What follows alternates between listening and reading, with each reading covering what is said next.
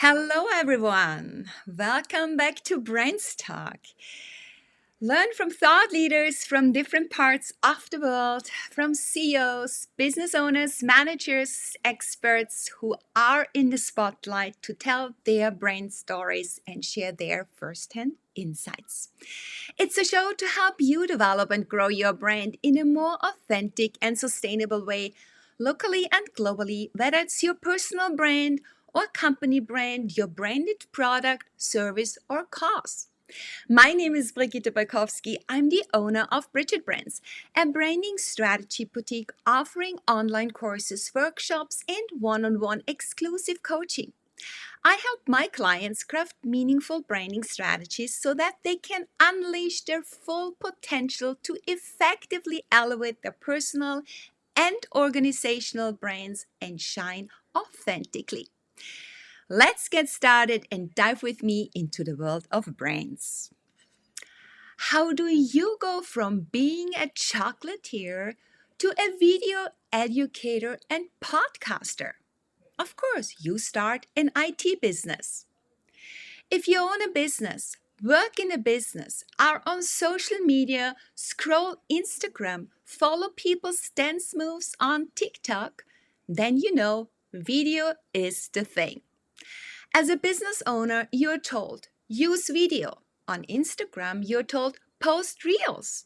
Videos get more engagement. That has been proven. So we know we should use videos for our businesses, but many of us don't know where to start. It can be intimidating.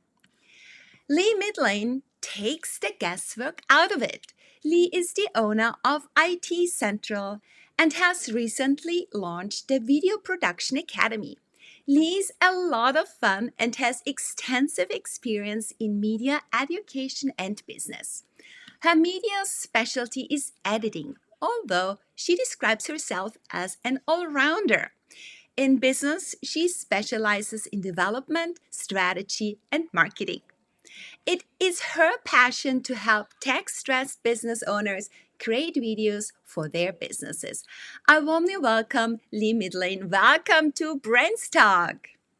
Thank you. It's wonderful to be here. It's wonderful having you, Lee. So let's get right into it. This is such an important topic for all sorts of people with different backgrounds and motivations who all want to create amazing, eye catching videos that break through the clutter and stand out. But before we dive deep and get all the answers from you, Lee, could you tell us a little bit about your background, your journey that brought you here to where you are today? What's your story? And there is a sweet chocolatey touch to it, right? Oh, absolutely. It's not what you would call a traditional career path. It's not a route that you would go to a careers teacher and they'd say, yes, do that. So when I finished school, I went on to university and I did a degree in television and radio production. And from there, I went into teaching. So at the age of 22, I was teaching a group of men all over the age of 50 all about videography because it was a time when video cameras were really out there. Everybody had one. And so like everybody's dad and granddad had one. And that was my first foray into teaching. So I taught in different colleges and in mainstream colleges for a number of years. And then life has a way of taking you on a varied journey, shall we say. And you're right, I did end up working in chocolate. I was a chocolatier for nearly 10 years. And I produced Belgian chocolate and wedding cakes and things. But being in rural Scotland, which is where I'm located, it's difficult to run a business that needs footfall. So what we found actually is the business then wasn't viable. Now it would be very different because with TikTok and Instagram and the way that social media is, and also the way that things like subscription boxes work, that business probably could do a lot better now than it did all those years ago. I went from that to being headhunted to look after an IT business. So I'm not IT trained, but my background is kind of technical with the television and radio production. So I thought, yeah, let's give it a go. How difficult can it be?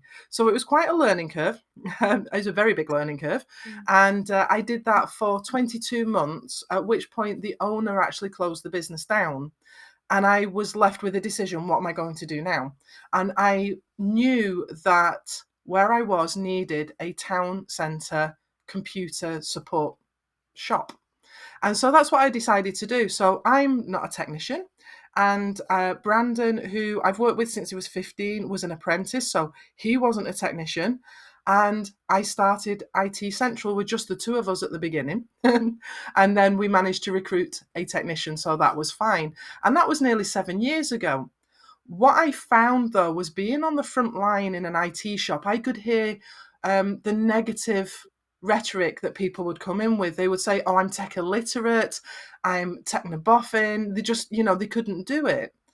And I always say you wouldn't get in a car and expect to pass your driving test without any lessons. You wouldn't pick up a musical instrument and expect to be grade 8 or actually get a tune out of it to start off with. And you certainly wouldn't go and run a marathon having not done any training. But somehow with technology, people expect to lay hands on the laptop and just know what to do. So from there, I wanted to develop tech academies. So rather than the academic way of working, which will teach you a theory, go and apply it, I wanted to do it from a user case point of view and say, okay, what do you want to achieve? Okay, this is what you need to learn to do that. So we wanted to do these tech academies. And the first one that we've launched is the Video Production Academy because when we went into lockdown a couple of years ago, I had the opportunity to do some online training, and I was part of a group, and there was 4,000 people in this community, and so many of them were like, I'd love to do this, but the technology is too much. I'd love to do this, but I can't show up on camera. And so I could see, especially women, holding themselves back because technology was the thing that got in the way. So the Video Production Academy is about providing training and education for people who are tech stressed, budget wary, and what was the other one? Not confident on camera, camera shy, to be able to get it so they can show up as the star they are, because everybody has a message and everybody has a story to tell. And that's what the world's interested in. They actually don't care too much about how you look and how you sound to a degree. In fact, that's the thing that makes you unique. So there's, you say there is a difference between men and women when it comes to confidence in front of the camera. So what is the number one thing that is holding women back from being on video, being in front of the camera, showing themselves out there? I think women are generally more risk averse, which is actually what makes us so much better in business. But, don't tell the guys that. Let's keep that our secret. Um, But men, I think, will put themselves out there and not care as much. Whereas women are like, my friends might see this, somebody might say something nasty. And so there's that inbuilt fear straight off to say, what's somebody else going to think? Is somebody going to question how I look? Is somebody going to say something about my message and call me out on it? So I think imposter syndrome for women is maybe looms larger than it does for men. And I think women, I mean, some men are absolutely wonderful with their appearance and they take a huge amount of time to make sure that they look good. I think there's more women than men would fall into that category, though, but then it becomes a trap that people fall into that feel that they need to fit a specific Instagram worthy standard that actually doesn't exist. And so they stop themselves from ever starting. From your perspective, do you have any tips or tricks, any advice that can help women to go past that, to overcome this insecurity to be out there? Yeah. I know the thing you have to do is put your big girl pants on first because you are going to be uncomfortable. And that's fine. It's part of the process. You always grow more when you're out of your comfort zone. That's just a fact. That's the way that it works. So I would say the first thing that you need to do is make the commitment. Be prepared to get out of your comfort zone and know that when you grow, the business has that potential to grow as well. The second thing is use what you have. Don't let the idea of not having a budget stop you. If the only thing that you have is a smartphone, then use a smartphone. If you have a laptop with a web camera on, use that. Just use what you have available. And then you can get fancy later. Um, the next thing, the third thing, is to master your message. Be really sure what it is you want to say. Don't wing it. The number of people that will sit down to do a Facebook Live with no preparation and go, and then bomb because the fear gets them, Mm-hmm. is huge. And then it puts you off so you don't come back round and do it again. So you can create a script, or you can do something as simple as create bullet points on sticky notes that you then put around the edge of your screen. Mm-hmm. So the most you will do is go, while you read a sticky note and go, yes, that's where I was, and you can continue on. So give yourself some fail safes that's in there, some safety nets. The next one that I would say, number 4, is Yeah. practice makes confident. Yeah. Practice, practice, practice. And the way that you can do that in a safe space is to create a Facebook group of one, you. And what that does is it allows you to go live, it allows you to practice, and then you watch the videos back. Now, I'm a firm believer in desensitizing yourself. So I know everybody, when they first watch themselves back and they hear the voice and they hear their accent, it's cringy. Everybody hates it. It's normal. That is completely normal. So by watching your videos back, you'll get past the stage of going, oh, I don't like how I look, or I don't like how I sound. And actually, you start to be critical in a more constructive way to say, actually, my delivery could be better on that. Oh, I lost my energy there, so I need to go back. So the desensitization process will make it so you're better at presenting further down the line. But this is why I say you need to get out of your comfort zone, because you're faced with yourself. And then the last thing, number 5, is don't be discouraged, because it's so easy to see people on YouTube that have got 1 million followers that are totally slick, or people that are doing TikTok or doing Instagram and go, oh, I don't look like that. I'm not as good as that. But they all started somewhere. Yeah. Every Yeah. expert starts as a beginner. So give yourself some grace and just keep going. Just put one foot in front of the other, keep producing that video content, and you will get better. If I can do it, you can do it. I went from 30 years of not being on camera because I don't like how I look and I didn't like how I sound, completely avoiding it, wouldn't even speak in a room of people I know, to now speaking on an international stage where I'm literally talking to people all around the world. I have my own YouTube channel, I have my own podcast, and I'm now starting to do speaking engagements elsewhere as well. So like I say, if I can do it, you can do it. Yeah, I think what people usually do, they compare themselves with others and with those that are doing a tremendous good job already. And those are the people they have been on air for so many years or a longer period of time. And we just need to start somewhere and should not wait until everything is perfect. There is not never the time that something is going to be perfect.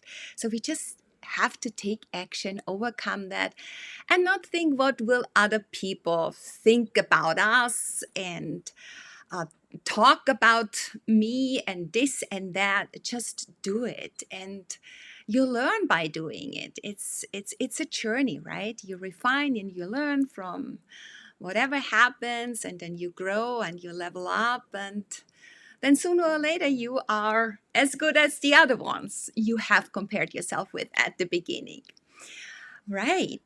So What I would say is yeah, that the things that you don't like about yourself is the things that will endear you to somebody else. yeah. So the fact that I hear my accent, and I'm from Lancashire in northwest England, so Mm, I have very flat vowels, mm, and that's what stopped me being speaking on camera. And now people in other countries especially go, "But I love your accent. I love the way you sound." And so it's the thing that will endear them, is the quirks and the differences that you think will be an issue are actually the things that will connect you. exactly. And that's the same thing with me. English is not my mother tongue. Sometimes, it takes a while until I have my sentence together, thought together. And I was like, okay, so how do I come across? And then people tell me, actually, that is a real nice accent that you have. And these quirks and this kind of mispronunciations are pretty lovely. So go ahead and, that's part of Be you that yourself. you have to integrate and accept. And it makes you you, it makes you unique, it makes you authentic. And that's how it's supposed to be, right? So when it Absolutely. and authenticity, when it comes to authenticity, because very often when it comes to producing a video, we are editing a video afterwards before um, we post it, if it's not a live video that we are doing. So how much shall we edit out, and what shall stay in order to be authentic? Well, what I would say is you have two different ways of working. So if you're working with a live, then obviously you don't get a chance to No. edit. But what I would say is people have a lot more grace for that. So if you have a fumble, if something doesn't go well, people will actually be kind to you. They won't think any less of you because something didn't quite go to plan. And then what I would say about editing pre-recorded videos is probably aim at 80% because that last 20% will take you the most amount of time, but actually it's the bit that people aren't going to see. So the people that are really into video would maybe see the changes, but you do enough to make it so you're happy with it and then get it out there. So 80% is great because it means that people can see you, people can hear you, and you need to make sure that in any video situation that your light is as good as you can make it. Now, it could be that you sit in front of a window, or it could be like tonight, I've got fairy lights and a ring light up. And Yeah. that's how I'm lit in here. It costs £35. It's not studio lighting, it's just basic. And the other thing is people need to be able to hear you well. So for me, I have a mic in here, but there are times where I will use the inbuilt mic on the iPhone as well. So as long as people can see you and hear you well, then the rest of it is fair enough. So take out the things that are really not pretty, take out the stumbles and the flaws, but not to the stage of making it so slick that you're aiming for perfection. Because actually, people like the things that are not quite the same. The ums and the ahs and the slight mishaps are the things that make you human. Yeah, that's what I've learned over time as well. So, minimum equipment is having a good mic, or a let's say a built-in Dolby surround system like the MacBook Pro has already, for example. So here you don't need a mic. I'm not working with a mic, but because I'm in Los Angeles right now, back home in Europe, I have a mic, an extra mic that I bought for podcasting and streaming. So what do you think is the minimum equipment that we have? It depends on what it is that you're doing. So Mhm, if you're producing reels, short form content, and Facebook Lives, a smartphone will do it for you. mhm, If you're producing content for courses, for mhm, example, then mhm, again, you could do it just with a smartphone. Because if you're in a quiet space and you're quite close to the phone, then actually the audio pickup on it is really, really good. mhm. The thing that you need to do is trial it, make a video, watch it back. If you have a business bestie, share it with them and get some constructive feedback on it. Don't share it with your family. Well, you do share it with your family, but if you've got family that are cheerleaders like mine, they'll tell you it's great, whatever it looks like. It could be a hot mess and they'll go, oh, that's great, well done. So make sure you've got people that you can trust their judgment. And then it's a case of trial and error. For me, I got given a microphone, so it's great. I can use this. I have a special webcam which I use for course creation because it's halfway down my screen and it's really clever. And it means I can read and make eye contact because of where the camera is. But you don't need to start with that. You just start with whatever you have. So if you only have a phone, start with your phone. And then with say a ring light is $30, it's no biggie. And microphones, you're looking maybe $100 to $150, Mhm. and that gets you something that is really good quality. So you can work your way up to things. And it depends on the situation. So it depends on what video you're looking at creating. For some of the people creating reels, all they ever have is the phone and they never move on from it. And actually, you can do really, really well with phones these days. I have an iPhone 12 Pro Max, and actually the video quality on that is just a little bit less than my studio cameras. So I run Sony A6400s in the studio, and I use the phone outside. It's not a big difference. Okay, so now we have kind of covered video making, and it really depends on what kind of business you have or digital business you have. And then we have video editing. So, is there any software that you can recommend that helps us, or a simple software we start with when it comes to video editing? I think the very important thing with software is using something that you're comfortable Mhm. with, because the recommendation is always using something like Premiere Pro or Final Cut Pro. And these are amazing pieces of software, but they're really high level Yeah. and you need to learn so much. The learning curve on them is huge. And it doesn't have to be. You could start with something as simple as editing a Facebook video by trimming the ends in their creator studio. It can be as simple as that. Now, the piece of software that I use is called Descript, and it's unusual in that what happens is when you load a video up, it creates a transcript for you. And what you actually do is edit the transcript like you would a Word document, and then that edits the video, which I think is so clever. Most of the time, what happens is you put your video in and you get a timeline. So it's almost like a piece of film that you cut up and stick back together, Mhm. and then that creates your final video.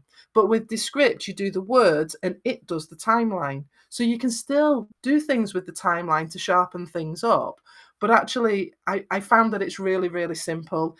It creates captions for you. So more than 80% of video is watched on silent these days. So you have to have some method of people being able to understand what your video is about if there's no sound. Mhm. So what Descript will do is you can generate something called an SRT file. So if you're uploading to YouTube, what this file will do is you upload the file and it creates the closed captions. The reason this is really good is because the auto-generated ones are not always accurate. Now, coming from the UK, it's not geared for my accent, it's geared for an American accent. I would imagine for you, it would be all over the place at trying to guess what it is that you're actually saying, because not because you're unclear, but because it's not tuned to your accent. So by providing an SRT file, you can ensure the accuracy of your message going out. Mhm. So it also will produce things like a TXT file, which is great if you're producing a podcast. You can upload a TXT file, and then that gives a transcript of what was said as well. So there's lots of things that make it simple to use, but actually give you bonuses around the edge as well. Yeah, it's true. A lot of videos are watched silently, and then this really makes a difference.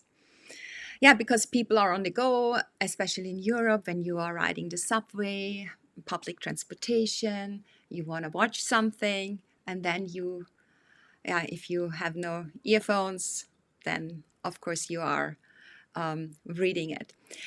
Okay, so that is a process: video making, video editing, and then we have video marketing. So, what is video marketing for the audience? Could you dive a little bit deeper into the whole world of video marketing? What do we Well, have that to could take consider? that could take a few hours. I'm not going to go there. What I would say is video marketing is how you use video in your business. Mhm. So it could be having a piece of video on your website that says, hello, this is our team, or hello, this is me. Because with video, it's the next best thing to speaking to somebody one to one. They get to see you, they get to see your mannerisms, they get to hear your voice, your intonation. And so they feel like they've met you before they've even met you. So it could be on your website, it could be on social media, it could be on LinkedIn. So it just depends on how it is that you want to use it. So with video, you're able to generate much higher views than you would through a photograph or through a text post. But the thing that you get that's much better is you get to put meaning into what you're saying in the right places. So it's a little bit like reading a book. You read the book and you read it with the filter of your experience and your emotion. So you will read that story with your own filter on there. And so people will do that when they look at your social media, for example. They will read your post and look at the photograph with their own filter on. So video will allow you to break through that and be able to explain yourself in a way that you want to put forward. So with video marketing, it could be, like I say, social media, it could be reels, but it can also be YouTube. So YouTube is the largest search engine in the world and it's owned by Google. So it's super, super stable. So with social media, the algorithms change. One day, everybody sees your post. The next day, only 10% of your audience see your post. And so that is quite difficult with social media. But with YouTube, they actively promote you. So they will take a video that you put up and test it with an audience and see if that works. And if it works, they'll put more of your things out there. So they actively push you forward. So what you're able to do with that is content marketing. So you get to share your message, you get to talk about the thing that you have an authority over on a platform that gets people to see what it is that you do and understand your expertise before then they buy into you. So we've only just started our YouTube channel. It's super, super new, but our podcasts go onto the YouTube channel. And actually, podcasts on YouTube are growing far quicker than on audio only platforms. I think I read today it's about 35% of podcasts are now done through YouTube, and it's a younger audience that are connecting to them through YouTube. So it's important that that part's there. But I also can do workshops effectively, 20-minute workshops on areas that I would teach on. I get to teach people. So people can watch that and decide, well, actually, yeah, I quite like what she's saying there. I wonder if there's any training available, or I'd like to see more of what she's doing. So there's different elements of video marketing that's out there. And what I would say is really, it's only your own imagination that's going to limit what you do. Because as you're looking at what message you want to put out as a business, who do you want to reach and how do you want to reach them, that you then can start to say, this is how I'm going to use video. Now, what I would say is don't try and use video and everything in one go because you will overwhelm yourself. What I would say is choose one area that you're going to use video on, concentrate on that, get that so you have it how you want it, and then move on to something else. Mhm. So land and expand. Don't try and do everything because you will be overwhelmed and actually you won't do very well with it. Yeah, exactly. Yeah. So you also specialize in supporting online course creators. I have a question specifically to that because, when you do online courses, you have to pre record very often. So, how much shall we be direct to camera when it comes to the pre-recorded, let's say, modules and lessons that we have? Should it be more a slide? Should we be part on the slide? Should we be only like direct to camera without slides? Should it be a mix of all of that? So is there any, let's say, numbers or figures out there that you rely on that are supportive, that we say, okay, 50% or 20%, or at the beginning we should be more direct to camera and then the slides only? What is your take on that? I haven't seen any figures as such. So all I have is anecdotal evidence. Mhm. So one of the ladies that I interviewed for my podcast, and this is for webinars rather than for course content, she is quite analytical. So what she did some webinars where it was slides only, and she did webinars where it was her face only. And the ones where it was her on camera converted 7 times as high as the slides only. It Okay. was a huge difference, huge. Yeah. What I would say with course creation, though, is it depends on how comfortable you are. Mhm. Now, personally, what I do is I record everything to camera, and then instead of having a slide deck that runs through, I will fade a slide in and fade it back out to me. Now, Mhm. I can do that because I'm a video editor and I'm really comfortable and it's really quick for me to do. What you could maybe do, rather than just have all slides, is open to camera, go to slides, and finish back on camera. So Mm. you're doing the two ends of it so people can see you and they can make that connection with you, but then they've got the information on the slides. So work in whatever way is best for you. Now, Mm. the other tip that I would give is if you are recording, say, a lesson, record it all in one go because you're never going to get the lighting quite right. You're never going to get your hair quite the same. The sound's not going to be exact. So if you go and you start to edit and you think, oh gosh, I need to change that, and you go and try and re-record that, it's never going to be quite the same. Yeah. So what I would do is make sure that you've recorded absolutely everything that you need to, and then you can tidy it up later on. The other thing that I would say is you're never going to get it perfect. And what I would recommend that you do is speak to the camera. And if you make a mistake, take a breath, have a pause, and then continue. And what that will do is when you come to edit, there'll be a like a flat line on the timeline. So most of the time when you're editing, you'll see the audio has a waveform. And when you stop speaking, it goes flat. So it's really easy to spot. It also makes it quite easy to edit because it gives you a clear space to go, I'm cutting that chunk out. But definitely record everything in one go. It can be difficult and energy levels can be a real issue. And that's something that you need to watch for. But by doing it all in one go, you have it nailed and then you can go and have a breather and then go and do the next lesson. And then, like I say, you tidy it up in the editing and then you can finish it off Mm. there. Mm. But I would work with whatever way suits you. So if you're doing it so you've got a piece to camera, then slides, and then a piece to camera, there's software like Loom that you can use that's free to use. And that actually will put you in a little bubble in the corner. So then you actually get the best of both worlds. You've got you on camera Mm. and the slide as well. But Mm. even if you're doing it and you're recording in Zoom, for example, Zoom is great. You can use the free package and you can record a 40-minute video and do a screen share as part of it, and it won't cost you anything, and you download it afterwards. So you can do your piece to camera and then have a minute while you're sorting yourself out and you do your screen share, then you do that element and then you take it off and then you do your final part, and then when you go to edit, you take those chunks out. That's the beauty of editing. You take out the bits that you don't want people to see. Yeah, that's great advice. Thank you so much, Lee. And it's really about also to have this connection with the person who teaches it so they can really feel you. Now, I have a question for you, Lee.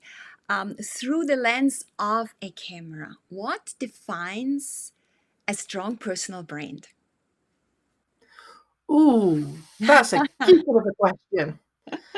Um, I've seen it where people have dressed in the colour of their brand. So they will make sure that they're on brand. So Mhm. it's things like making sure that there's a particular look. And I think what it comes down to is a congruence. So if you have a brand that's all about ethics and nature, Mhm. and then you turn up wearing plastic or you're wearing things that don't line up with it, Mm. then there's going to be a disconnect in there. So it's making sure that everything actually lines up. So you have to think about what it is. What is your house style? What are your colours? What are your fonts?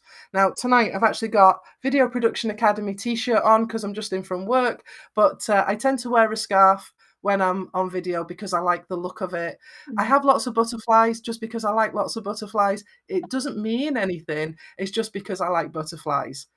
If I was doing a piece to camera that was specifically for the Video Production Academy, I would make sure that I'm wearing my Video Production Academy uniform because this is part of what I'm putting forward with that.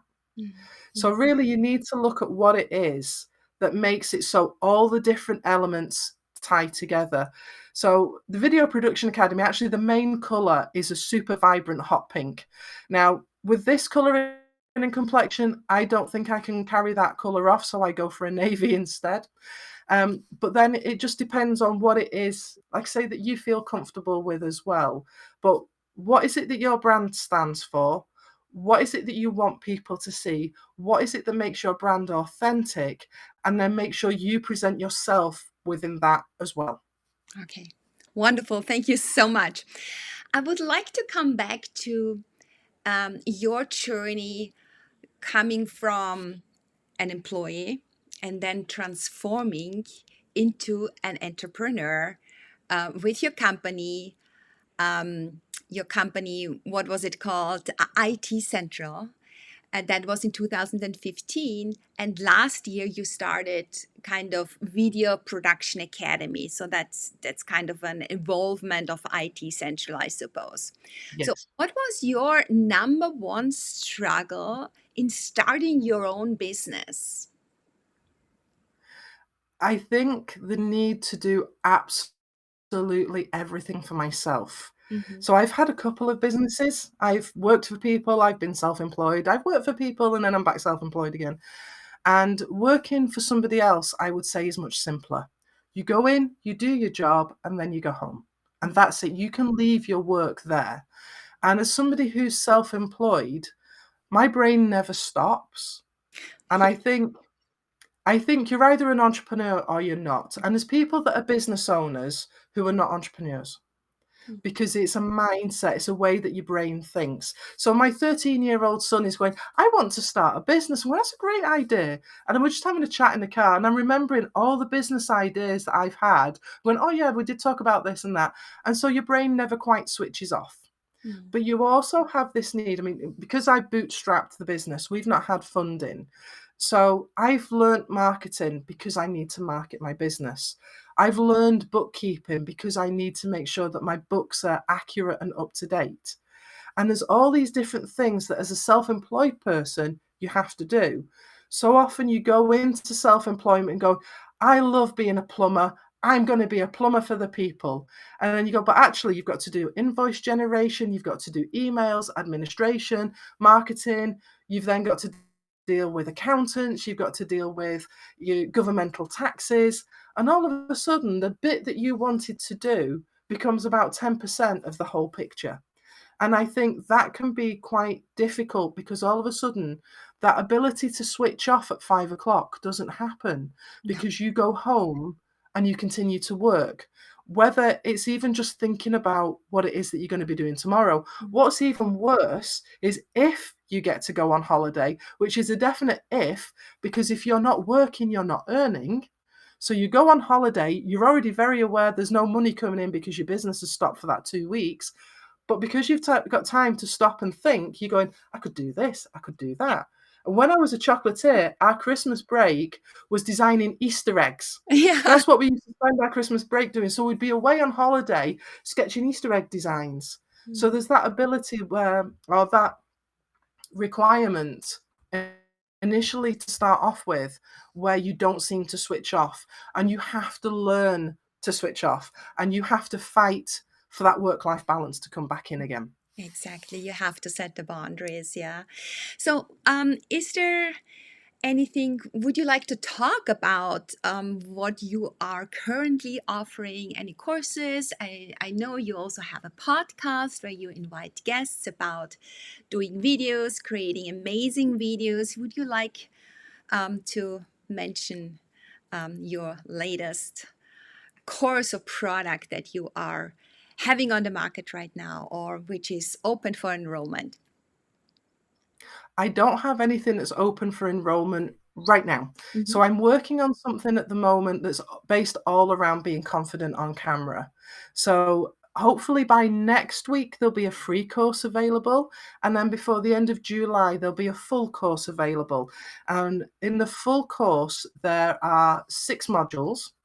There is confident start, because you need to know what to expect from the course. Mhm. Then there is confident self, about self-presentation, about how to be confident in who you are on camera. And it looks at things like body language, and mannerisms, which is absolutely fascinating to do the research on. I've been doing a lot with my hands today, and I'm sort of very aware of this. It's like, oh, hands, oh, maybe not. The next part is confident voice. So Mhm. it's looking at things like breathing technique. I have a friend who works in theatre, and she's a professional vocalist, and she's been absolutely wonderful. And she has some hilarious exercises to do to make sure that your voice is ready. If you're recording course material, you can be speaking for an hour or two, and actually that takes its toll. So you need to be ready to be able to do that. Yeah. And then we look at confidence space, because procrastination is a huge issue. And if you don't have a studio space set up, it is very easy to go, oh, but I can't be bothered doing that today. I'll do it tomorrow. And of course, tomorrow never comes. You're 3 months down the line and you haven't done it. Mm. So my studio space that you're in at the moment is about 7 foot by 5 foot. You're in the corner of my bedroom, and it cost me about £100 to put together. So we look at the idea of creating a studio space in the tiniest of spaces and with the lowest of budgets, so you can't procrastinate. You have to get on with it. So I literally come in, plug in my laptop, and I'm good to go. So we look at creating that space. Mm. And then module number 5 is confident video. So we look at the basics of editing. We look at the basics of how do you get the most out of your video. And that includes things like repurposing your content. Because if you create a video, you can use it more than once. So you maybe would create, say, for example, the video podcast. So you have the video there, and then you take little chunks out of it and create social videos that help promote it. These become your reels on Facebook, Instagram, and TikTok. But you can also create a blog post off the back of it, or you can create a playlist. So if somebody's interested in storytelling, you can say, well, these are the different ones that you look at. So there's so much that you can do with that. And that's what we cover in Confident Video. And then we go for a confident finish to get people ready to be out there. So the plan is we take you from zero to superstar in 6 modules. Beautiful. There is so much wisdom already in it. Thank you so much, Lee. You're very welcome. Yeah, we are almost at the end of our show, and with every one of my guests, I do a word wrap. So I would love you to give me quick and short answers to some of yeah, the next words I'm mentioning. Is that all right for you? No pressure. All right, media. What Oh, comes? well, I would have said studies, because that's where I started. Okay. Technology, Is a tool, not a barrier. podcast, It's great fun. I get to meet people all around the world. brains. Should be strong and should be unique. Great. Lee, where can listeners find you? Because I'm sure there's a lot of listeners who want to get in touch with you. How do they get in touch with you? Where do they find you? Well, do you know, we've kept it super, super simple. So if you look for Video Production Academy, you'll find us. So it's Facebook, or it's on Instagram, or on TikTok, or it's videoproductionacademy.co.uk, because we couldn't get the .com. And I'm on LinkedIn as Lee Midlane. So if you reach out and connect, I will speak to you. Great. Lee, thank you so much for being my guest today on Brains Talk. It was a pleasure having you to learn all things about being confident on camera. Thank you so much. No, it's my privilege. Thank you. Thank you. Yeah, it's already the end of the show today, and thank you all for joining Brand's Talk today. Please give it your social love and leave your comments below. You can also listen to this show as a podcast on your go. Just follow Brand's Talk on your favorite platform. If you are interested in learning more about my services, head over to my website, bridgetbrands.com. I hope you will join me again when we dive into the world of brands, live or by having me in your earbuds walking the talk. Bye for now. Let's shine. You deserve it.